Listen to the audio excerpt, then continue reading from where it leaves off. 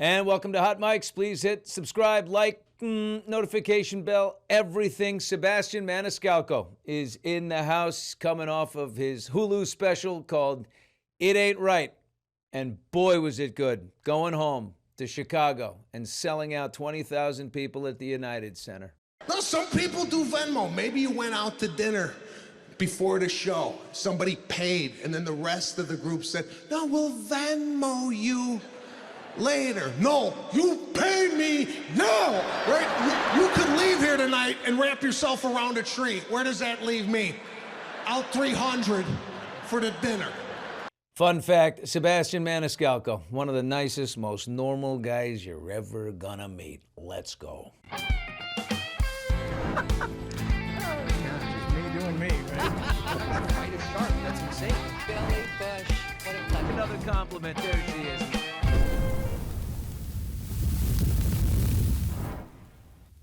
Well, I can't tell you how excited I am to welcome Sebastian Maniscalco to Hot Mics. I've been wanting to do this forever because I just love the guy. And I met him before he was like giantly famous, just as he was like taking off. And then I couldn't find him forever because he was off and running. Welcome. Thank you. Thank you for having me here. Always a pleasure to see you.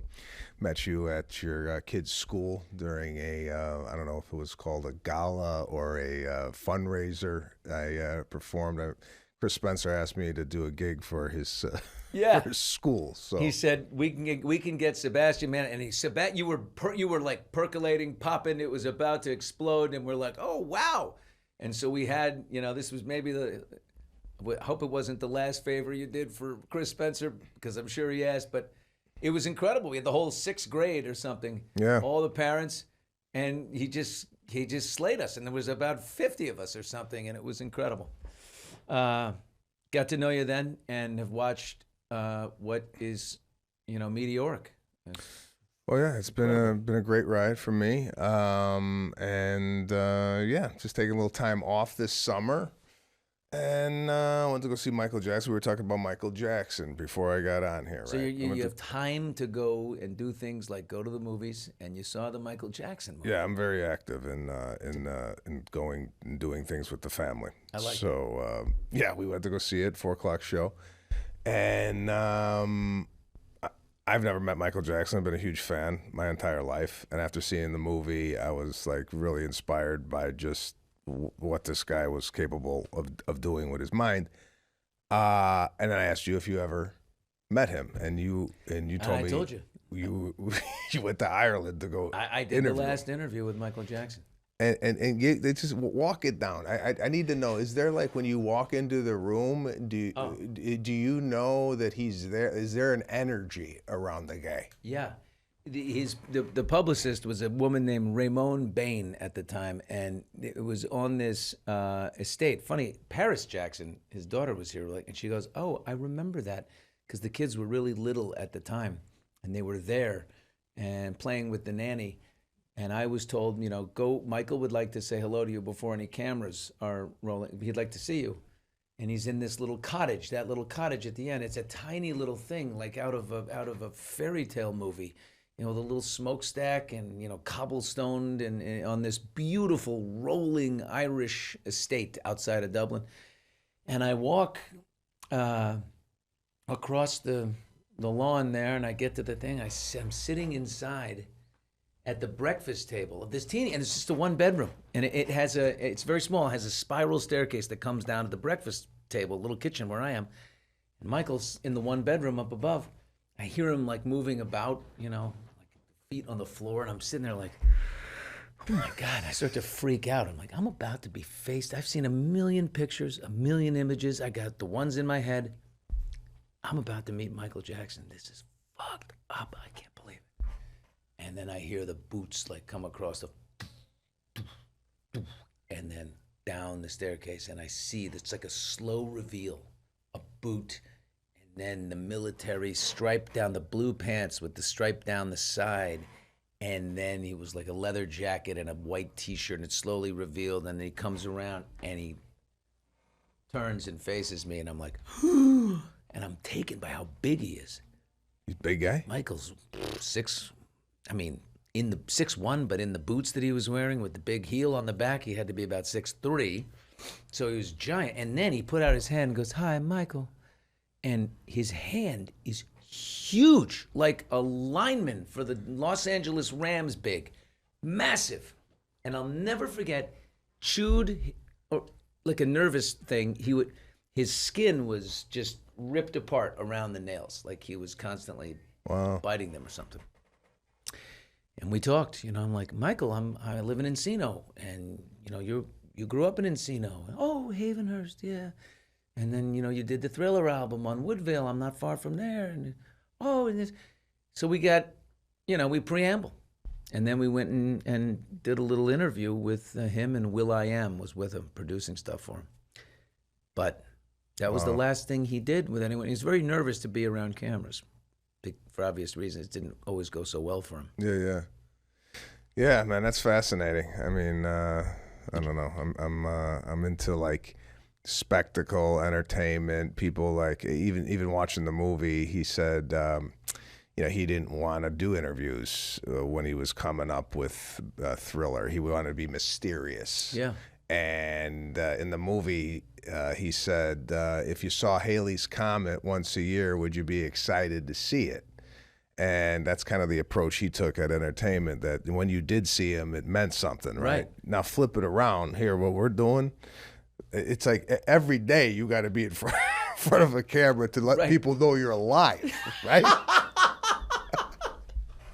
It's like, is that true or what?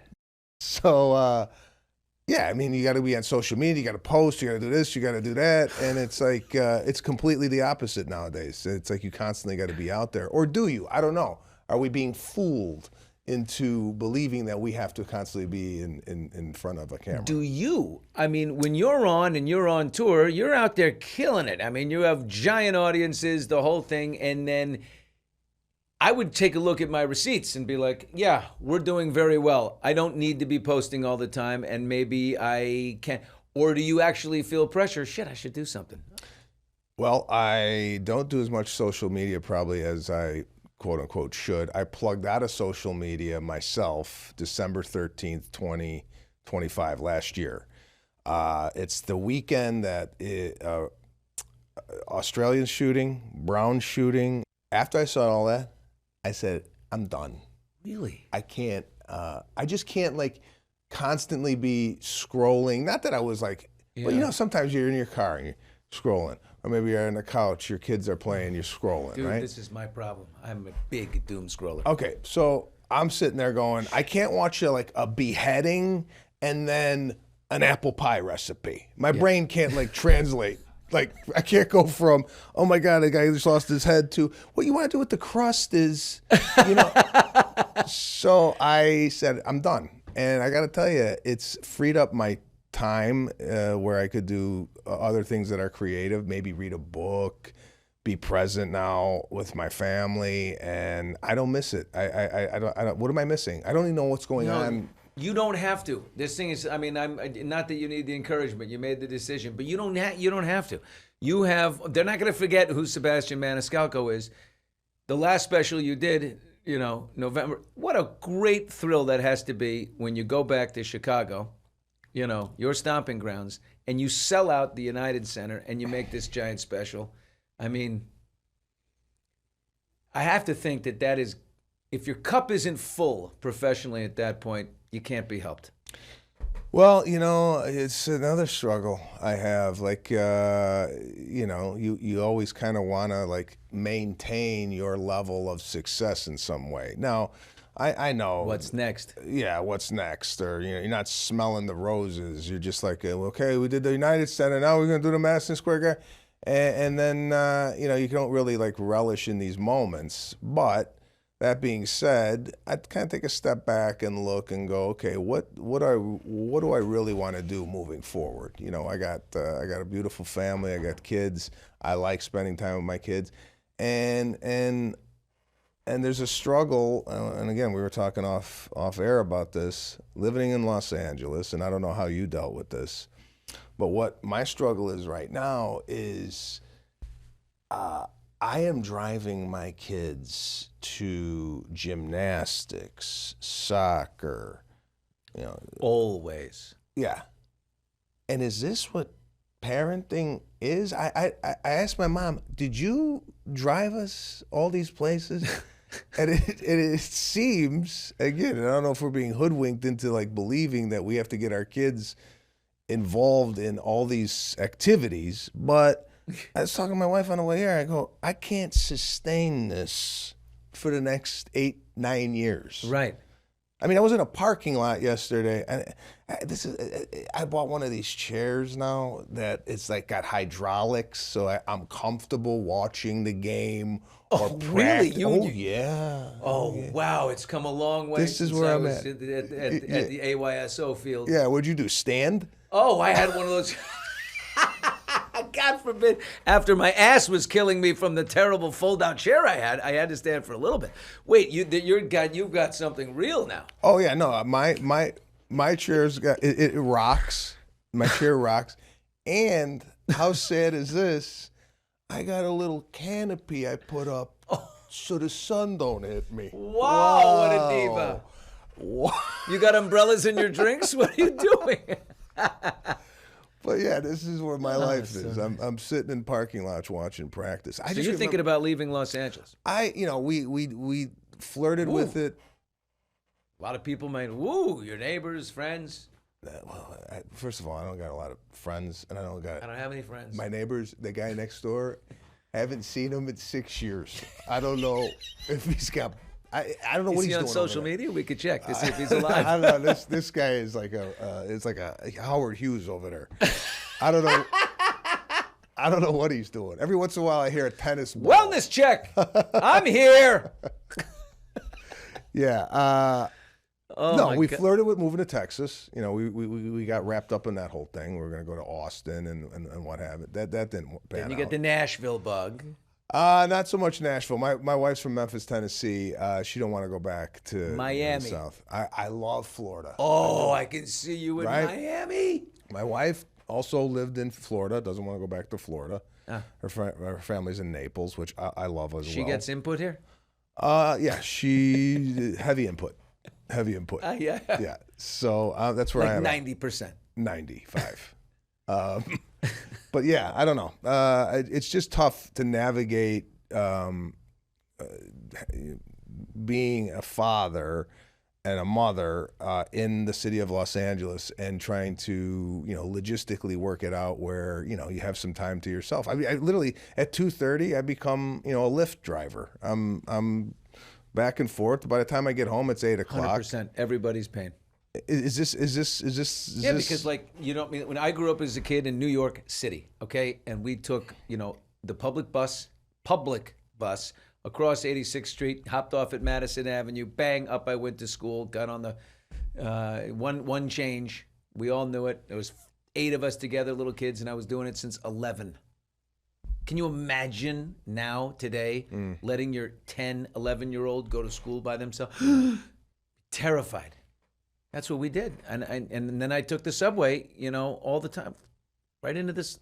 I got mugged 5-6 times, but it was part of being, we had a real bully in our neighborhood, a really great bully. He had a list like this. His name was Fat Alley, and he was always looking, what's up, Spaz? Called everybody Spaz. How you doing, Spaz?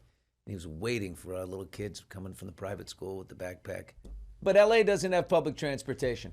So it does, but from where you live, where I live, it's not accessible. So you have to drive all the time, and it's brutal. That's your whole life. Yeah. So I'm trying to figure out a way around that. I don't think there is, but anyway, it's worth the discussion. Then you got the private schools, and then you get the shit. I mean, I guess it's probably in any school in any little town, but LA private schools, I'm sorry, but there's a lot of exposure to things, and I had to deal with a lot of shit, man. Yeah. Well, you know what I'm noticing today, though? The parents today are very, parenting for me is a very serious job. It's 24/7, 7 days, 365. You can't take a day off. So I'm constantly, hey, don't do that. Please, thank you. A lot of manners. Don't do this when you go over to somebody's house. I swear to God, if I find you that you were jumping on the furniture of somebody else's house, it's going to be a problem. There's a lot of like teaching Now, what I'm noticing, and I don't like carpooling kids. This is another thing. I don't like anybody else in the car that's not my family. That's right. I don't want to look in the back of the rearview mirror and see a kid that I barely know. Yeah. And I've noticed in taking some of these kids around that the discipline is lacking. There's really no structure. And I don't know where my place is. Because growing up, you acted out in somebody else's car, a neighbor's car, that neighbor was going to yell at you, whether you were his kid or not. And there was no child services wasn't called because somebody got yelled at. No kidding. So now, I don't know. I'm sitting there going, I'm going to unleash on this kid verbally. And I don't think that's taken too well nowadays. No, there's not, the parenting is very light, and the difference is the phone. And parenting is light. It's light. It is. I mean, imagine the phone. Though it's like first it's the iPad in the restaurant. Here, just give the kid the iPad. On the airplane, just give the kid the iPad. Please give the. And then you get home and it's like, well, just give the kid the iPad. Then you give the iPad, and then it's just you can drug them, digital drugs until it's bedtime, and then. Hopefully they can go to sleep. We didn't have this stuff. And, again, growing up in New York, I would go to the park by myself. Like you could go and you do this in your bit. I mean, you do this. It ain't right in your special. You talk about, they would put me in the backyard. There was a pool and you dig a hole, swim, you walk around the backyard, run from side to side. That's what you're doing. Worms. Get out. What happened to worms? Yeah. I remember. I haven't seen a worm. Digging for worms. I don't know. Roly-polies. You would just touch the roly and the thing would curl up. That was a good hour and a half in the backyard. So I don't know. The times have changed. TikTok, it's killed us. What's next? What's next? What's next? I'm bored. Yeah. Fucking bored. I've just gone through 42 TikToks.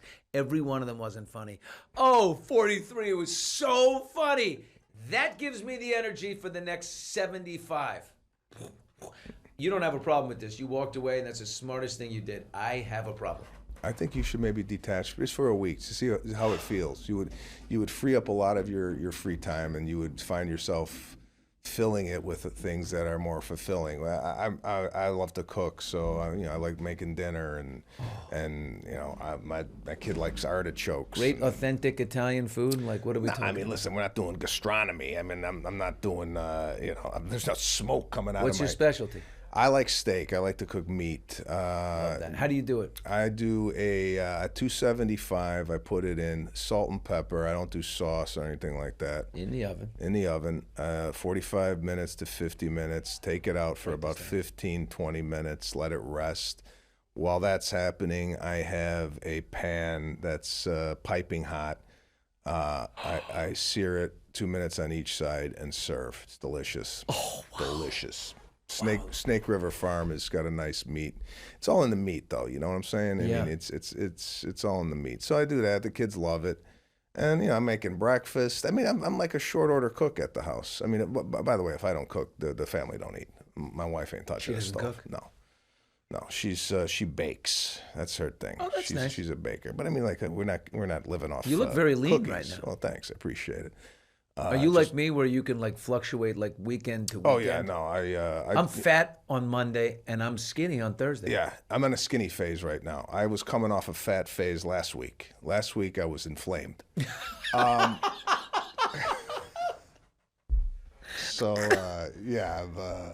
did some drinking over the weekend. So right now I'm kind of. How do you do your drinking? So I'm trying to find a new relationship with the booze. I can't drink like I used to. No. And I love to drink. What do you like? I like a martini like nobody's business, real martini, and I like wine. Okay. And generally speaking, sometimes tequila and a little bit of. I just did tequila this weekend. I went back to tequila this weekend. It's just sipping, and I gotta tell you, it's just delicious. It's really so good. Is delicious. Are you a Reposado guy? Reposado. I just started trying this one, G4, which is pretty good. Yeah. No additives. I know everyone's saying Fortaleza is a really good one. That's right good. now. That's really yeah, like it's the number one. Fortaleza is You sell out United. You can handle it. Casecanes is good. I don't know why we got to go into a full Mexican slur what I'm saying. Casecanes. But there's another one called Tears of Something. Tears of Leon, I want to say. Look that up. Do we have anybody in the back there with a Tears of Leon. Tears of Leon, is that it? I just want to verify and that. By the way, hit the Drizzly app or whatever it is. We'll have a bottle here in 7 minutes. What's it? Puff or whatever you call it. Is that an alcohol app? The booze delivery guys. Yeah. Oh, so you're that into it? Okay, fine. Fine. Well, we got to edit that out. Do you go heavy when you want to go, and then you go off for a week? Yeah. I started the year not drinking for 2.5 months. No drinking, no alcohol. And then, I slide back into it every once in a while. Me too. In, out. I'm out right now for a little while. I switched now that non-alcoholic beer is so good. They've finally figured it out. The Athletic Company and, a couple of different other ones. I only drink NA beer, and then and I do that daily. And then cocktails, in periods. I'll go kind of 3-4 days, have some fun. Go away to Mexico, but when I come back and now like midweek, as I'm doing my shit, no. No, like tonight you won't have a drink. I will not have a drink tonight. Okay, but on the weekend, let's say this weekend, are you planning your drinking? I guess that's what I'm going to asking. have a nice bottle of wine on my girlfriend's birthday on Friday night. We're going to go out. Okay. Or I'll cocktail maybe. We're going to go to Nobu. Oh, Nobu. Nice. In Malibu. Oh, that's the good one. Speaking of Nobu now, it's hard to get into, and you're piped into Hollywood. But what I want to know, my daughter worked there, ran private parties and special events for 2 years, and her friends still work there. Oh yeah, so you're in. You're in. Call me. I call her. I tell her you do this. Who raised you? Who sends you money? Who pays for your apartment? Do it now. I gotta ask you a question though, and I don't know if you had this relationship. So, when your first cousin is the president of the United States, right? As he was. Okay. So now I get a lot of calls. Hey, man, can you get me in here? Could you do it? So did you ever call George Bush and go, hey, man, could you get me courtside at the Knicks? Not once. Not because you didn't have once. that relationship, or how does it work when you got a guy? He's way too busy. I have way too much respect for what he's doing, and I know other people that will do that. I call you. I don't call him. So you don't call him for like a favor? Hey, can you? Nothing. Has there ever been like a hey, can you get me in? Or hey, you know what? No. So-and-so's coming to D.C. Can you do a special tour at a war room? His father I did it to. The father? George H.W. Bush. Okay. 41. I was a young guy, graduated college, and I was running, and I was ingratiating myself to the community in New Hampshire where they were building a community skating rink. And since I was the sales guy for the radio station, as well as the guy on the air, it was like very small, I wanted to embed myself in the community, so we were building this thing, and I called him and said, would you mind if we sent a small plane over to Maine? Would you fly over to New Hampshire, a very small flight, and do this fundraiser where people can come and buy these tickets and tables and meet you and give a little speech and the whole thing? And he said, I'd be very happy to. And then I asked him to speak at my graduation at Colby when everybody decided they wanted him. And he did that. I would ask him for little things like that. But as soon as this terrible storm came and wiped out his house in Kennebunkport, Maine, on the terrible storm, blew out the side of the walls, I had 10 guys from college, since we were 2 hours up the road, drive down, and we worked all day long and the next morning and had beers with him afterwards and helped clean up the debris from his house. That we did because he did these massive things for me, and so we just had that kind of a thing. When it's your uncle, it's a little different than your cousin. Gotcha. There's 16 first cousins. If I was doing that, hitting him up, he's the oldest, I'm the youngest, I gave him the space. But his dad, different. So it's your uncle. That's interesting. Right? Wouldn't you? Do you feel closer to your uncle than your cousin? Yeah, but not in the sense that I wouldn't ask my cousin for something. if you needed it. If I needed it. But I'm just wondering, like, I just know in my family, the whole family would go, guys, we got a president in the family. Yeah.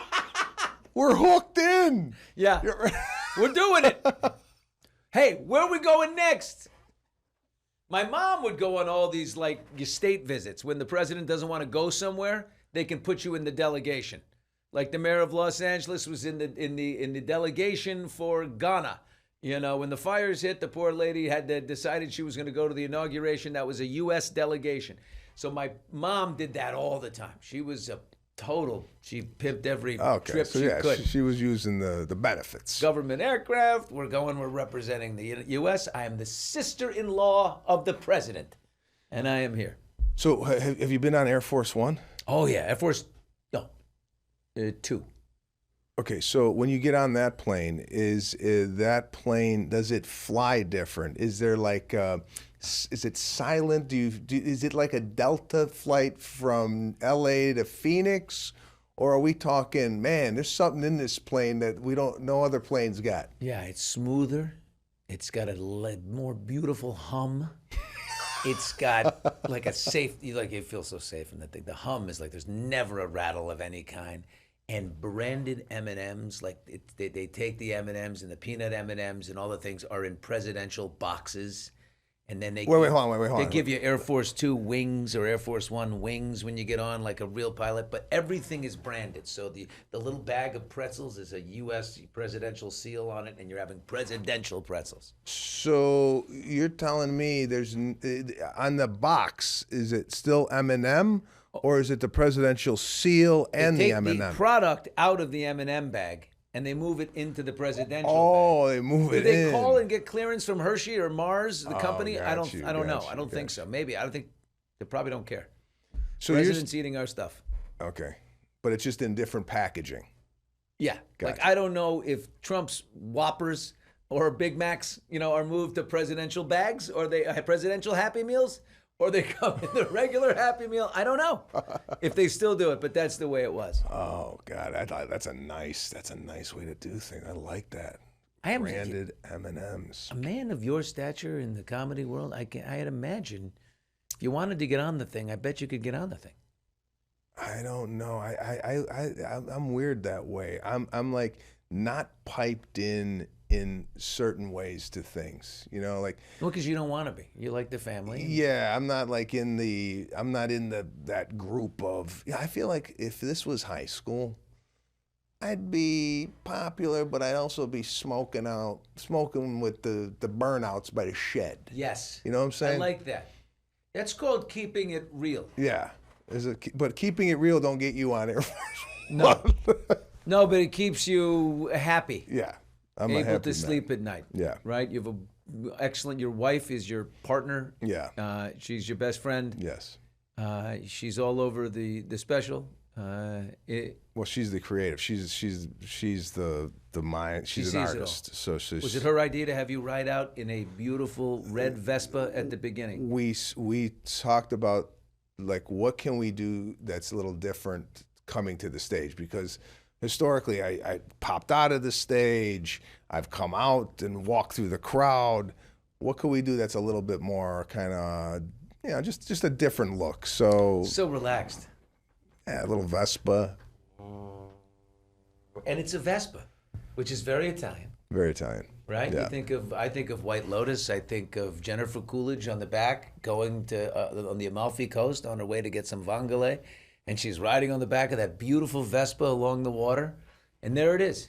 It's a great part of Italian culture. Yeah, and there was some talk of going up the aisle with the Vespa. Just keep going to the stage. However, there was a liability issue, like if somebody just fell out of the seat and I ran them over, so we had to keep it to the kind of perimeter of the thing. But yeah, I mean, it was really great going home and filming that special in front of friends and family in Chicago. And how many people? There's like 19,000 people there. 19,000 people. We did 2 nights. We shot twice. Yeah, two shows there. I think I read something about and everybody experiences this to some degree, but that you have, is there sometimes a negative voice that says, that tries to talk you down before? I wish I could eliminate that in my life. Jesus. Did you get that before this event? You must have been. No, not necessarily a negative voice while performing. No, I mean before. Well, even before. The negativity is like a daily thing with me. Like, is this going to end soon? Are people going to come? Right. There's never like a, oh yeah, I sold out the United Center, and do it again. Yeah. It's going to be, am I going to a comedy club next time? That's that type of, so I think that's kind of what fuels me to constantly write material. I was at the Comedy Store last night. I'm going again tonight. I'll be there tomorrow, working on stuff, constantly working on new material. And what is that when you go to the Comedy Store tonight? Yeah. You'll go and because you thought of something and you're going to go test it out? No, every Tuesday and Wednesday I go there for a half-hour set to work on material. So it's I might not have anything new, but sometimes you're up on stage. Like last night, stuff came out of my mouth that I didn't plan on doing. I did some stuff from going to the Michael Jackson movie, buying popcorn at the thing, and it just kind of came out in the moment. And I always record my sets, so you never know what's going to fly out of your mouth. So when I go there, it's just it's like going to the gym. If you would just just go to gym, do some biceps and chest, keep the body. And you can do some old material, and even if people have heard it. Yeah, not old material. I'm not doing anything from that special you saw on Hulu. It's all gone. I'm just doing newer stuff. Sometimes I'll do stuff like I got material that I've had now for 6 months. Sometimes you do it, and something is added to that bit that you didn't expect to be added. So, I like the creative process. I write on stage. I don't go home after this and, I think this is going to be funny. I live my life, and then I report my life on stage to strangers. Have you ever, hit one joke you knew you were going to do, and then some guy picked his nose, and then 20 minutes later, you walked out? Like, nothing I intended to do, I did. It just went in a totally different direction. That has to be the greatest feeling ever when it just, in flow. Yeah. Those are the moments like you can't even plan that to happen. It's like, oh my God, I'm not even thinking about being here. I'm not even thinking about what I want to talk about. It's just coming out of me, and those are the moments where I'm like, thank God I got this recorder on, because it's funny. Sometimes things will come out of my head on stage that are there. They're in the subconscious, and you might not think they're funny at the time. Like this bit I was doing about the movie theater. My wife, and I clocked this. Not that I told my wife I was going to do this on stage, but I clocked it happening. She asked if the popcorn was fresh to the guy, right? And she asked for a sample of the popcorn, right? I never even heard of this, sampling the popcorn. And I was thinking in my head, if it ain't fresh, what do you think? This kid's going to re-pop the popcorn for you? This guy's the only guy working here. There's a line of 14, and she's asking for fresh popcorn. No, I just, and then last night it came up on stage. The whole bit kind of just came to life. So that's what you go, or at least that's where I go to the Comedy Store for, is to work those stuff. Yeah, and it can't be too fresh because it's yellow, like really yellow. I always wonder when they say, would you like butter with that? And I'm like, it's fucking popcorn is yellow. I don't want any butter on that. No. Yeah. It's obviously been living in butter for however long. We know. Your family, when they come in Chicago, these are, very Italian people.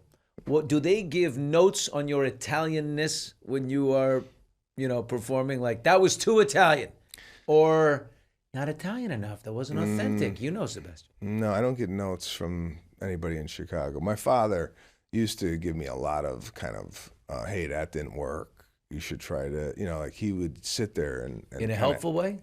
Well, in a fatherly way. The message maybe wasn't delivered, with love. It was, it's like, what do you, why are you, like the intensity, it's like, you should do the same thing for every night from front to back, the same thing. Why do you change?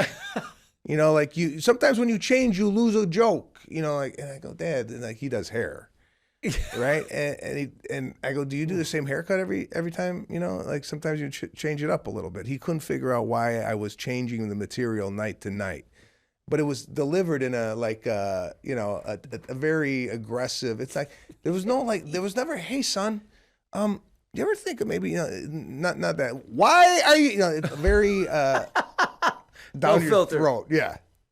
Speaking of hair, I have great hair. You do. I do. And we talked about this. God's fair. He doesn't give you everything. He gave me great hair. He cut me off in a few other places I'm not so thrilled about.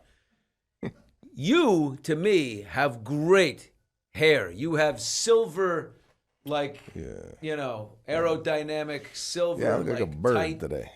hair. I like it. It's performative. It's good. But It fits you. It is. I've had a hair transplant. 8 years ago, I went in for a hair transplant. And what they do when they, this particular hair transplant, they take it out of the back of your head and they put it throughout your hair. Now, I need another one. Because over the years, for whatever the reason, wear and tear, I was told I have 4,000 hairs in the back of my head. Good ones that you can move. Yeah. And fun fact, he said, grow out your beard, particularly the neck. So if you don't have any hair in the back to take out, they go and they take out the neck hair. Wow. And they put it in your head. That's the only other hair on your body that they could put in your head. They can't take other people's hair. The only hair they could take from another person and put it in another person is an identical twin. Really? So yeah. We're all that unique. Yeah. Is this a Bangladesh job? Is this Turkey? Where do you go for this? Because it's perfect, man. This is This is Dr. Mohibi here in Beverly Hills, and then he's got a place in Calabasas, I think. Which I went into him. He's going to be another part of my routine soon. Oh, good. He's going to get some airtime. Yeah, and I'm plugging him here because he does a great job. No pun intended. But yeah.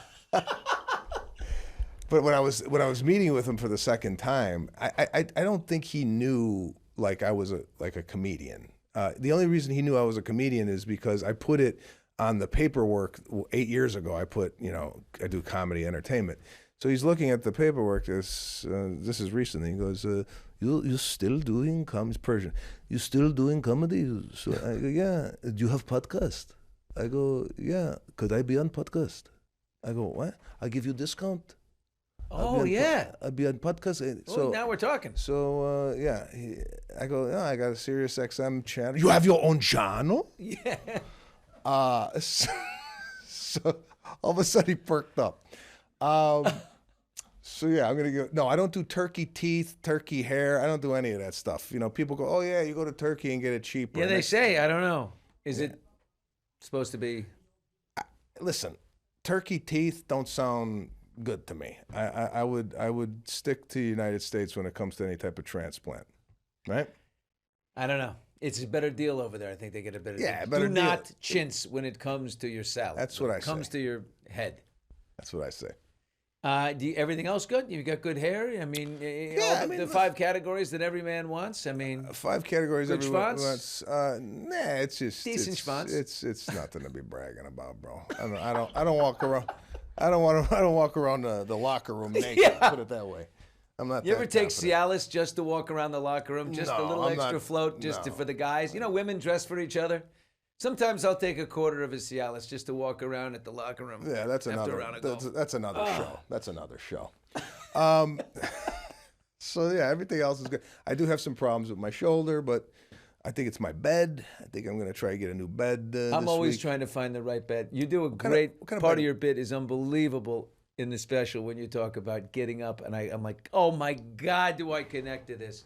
I get up in more pain than I did when I went to sleep. There's no rehabbing me overnight. It's worse.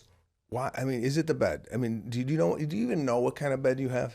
I have right now I just moved to a softer bed, and it seems to be doing a better job. Brooklyn bedding, it's called. Brooklyn bedding. Okay, because I'm looking for a new bed. My bed is too stiff, and I think it's really affecting my body at night because, to your point, I go to bed and I wake up and I go, man, my hips are tighter. Right? It's too stiff. You're too old for this. It happened to me. That's why I went to this bed, and it's been better. I wake up feeling like I got in a fight and someone hit me with lead pipes. I know it. Okay. You're exactly like me like that. All right, so I'm going to get a softer bed. But I got this 8-sleep mattress on it. It's like this cooling and heating mattress that you could regulate the temperature, and which you should maybe look into. Do you get sleep hot well? as shit. I like cold. I can cool it. Cool the Yeah, mattress. you could cool. I mean, it gets cold. It's like you're sleeping on a block of ice if you want. Okay. And then in the morning, you could time it where in the morning you're supposed to wake up with heat. So when you put it on a timer? oh yeah, no, it fluctuates throughout the night. Look at this. Yeah, yeah, man. Whoa. Do you sleep good? You're like sleeping on Emirates here. I sleep pretty decently, just not as long as I used to. I'm Like about what- 6.5 to 7. Do you got a sleep ring? Is that what that is? Yeah. So what's your I score? stopped looking at it 2 months ago. I haven't looked at it in 2 months. Okay, so like the last time you looked at it, like are you getting crowns? Are you 90s, 80s? Where you at? Like 80s. Oh, well, that's good. That's Low good. 80s. Well, that's still good. It's Not still bad? good. No, like last night I had a 71. It's embarrassing. 71. I'm good. I'm friends with Doc Rivers, and he and I talk about. He'll send me if he has one piss in the night, he'll send me a message like, I had a 1 last night. I'm like, oh, Doc, that's wonderful. I never get a 1. 1 would be wonderful. I'm a 2. You're a 2 piss. I'm a 2, occasionally a 3, and it's fucking terrible. Yeah, Man. no, 3 is Too much. 3 is too Are much. you a 1? Just one. Just one. I don't know. It used to be about 2 or 3 years ago. I remember getting up 2, 3 times. I go, what am I doing that's causing this? Yeah. And it was water late in the night. And Yeah, water up stopped during the doing that. day. Good. Yeah, water up during the day. Stop water intake around 5 p.m. And booze. Booze will get you. And booze, too. Booze will screw you up. Yeah. Too bad. The booze is. I'm still gonna do it, but I know there's every reason not to. If you queued up I gotta ask you. I mean, I went through a phase with my daughters. They're just walking in the door. You're not gonna believe it. They're doing the whole Marcello act, the whole thing. We're gonna take a look at Marcello doing Sebastian, the ultimate compliment. You're not gonna believe it. I'm a lawyer now. I went to night school and I passed the test. I canceled the gig to be here, and my agent was like, why would you do that? I mean, when you saw that, did you laugh out loud like everybody else?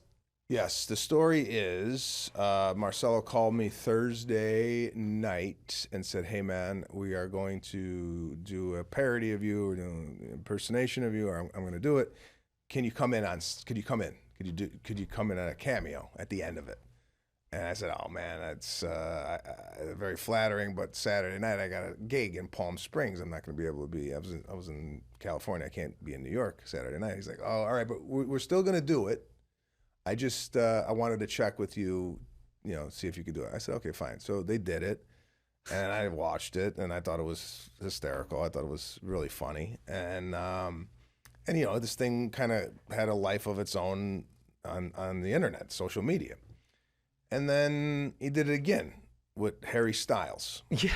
And then that one did kind of the same thing. And Harry Styles did the impersonation. Now I'm sitting here going, I've never done Saturday Night Live, never hosted it, right? It's something that's kind of on my list of things to do. Got to. So I'm thinking, is it better for them to just keep impersonating me? And you don't. And I don't even go on, or do I go on and host? You go on and you do it with Marcello. Yeah, Absolutely. He's in the middle of doing it. Bang, you do it. So yeah, I think it'd be better maybe for me to come on as a cameo and then maybe host the show. But I think cameo first, and then you definitely. I think it's the package deal. We do this, and then you have to host it. Yeah. The body movement. I mean. Oh yeah. I mean, he's got. It's everything has to be overdone a little bit. Yeah. To, you know. No, overdone. It was great. I mean, I did like a handstand on the table. I think in one of these things with Styles, and I was Oh like, my "Geez." God, yeah. It was hysterical. And I just ran into him last night. You just ran into him last night? At the Comedy Store. He was there, and he was there with I forget the guy's name, but one of the writers who wrote the sketch, and they were. So you went to see him? No, I didn't. I just ran into him. He was there, just hanging out too. He was performing in the main room. I was in the original room, so we kind of ran across each other in the hallway. And really great, nice kid, and I think he's got a big future ahead of him, and funny. Too, really funny. So I go, what's going on over there? Is there a plan to bring me on? I mean, come on. Yeah. It's the best bit he does. Yeah. Honestly, it broke him through. Like he was just the guy doing a few things, and then that injected some real life into him. Yeah, no, he's doing great with it. So maybe next season I'll come on the show. But Imitation, the highest form of flattery. It was nice. It was nice to see. I think I got more calls than that, and then anything that I ever did. Personally, you know, I was like, it's like, hey, you're on Saturday Night Live. You have a very expressive face. It's part of the thing. It's just it all moves. Yeah, no Botox here. I need all this. I need the lines. Well, you got the summer off, and then it's Vegas. Sebastian back on the road. Sebastian Maniscalco live in residency at the Wynn. At the Wynn, August and October. I'll be in Ocean in Atlantic City. I think in September I'll be Hard Rock Hotel in Fort Lauderdale. So I'm just doing casinos right now, kind of preparing. They pay for really a big well tour. at casinos. Casinos got a lot of money. They got a lot of money. You're ready to take it. Yeah. I really appreciate it, man. Thanks for having me. I appreciate it. Thanks for being with us, folks. Subscribe, hit like, hit notification bell. Ba-boom. See ya. Yeah, just me doing me, right? Quite a shark. That's insane. Belly, bush, what a pleasure. Another compliment. There she is.